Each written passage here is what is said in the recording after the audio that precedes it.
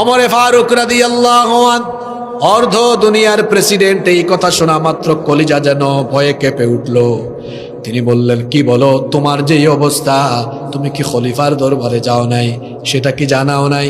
তিনি বললেন, যাওয়ার চেষ্টা করেছিলাম, ভিড়ের কারণে যেতেই পারি নাই। এই কথা শোনা মাত্রই চোখে পানি চলে আসলো।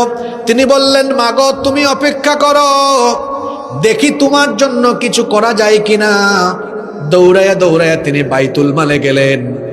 গিয়ে তিনি একটা বস্তা টান দিয়ে বস্তার মধ্যে আটা এবং অন্যান্য খাদ্য নিজেই ঢুকাতে লাগলেন। এরপরে এটা যখন তার কাঁধে বা মাথায় উঠাতে যাবেন, বাইতুল মালের দায়িত্বপ্রাপ্ত কর্মকর্তা এসে বললেন, আমিরুল মুমিনিন, মহামান্য প্রেসিডেন্ট, আপনি কেন বস্তা উঠান? আমার কাঁধে বা মাথায় দেন, আমি নিয়ে যাই। বলেন, কোথায় নিয়ে যাইতে হবে?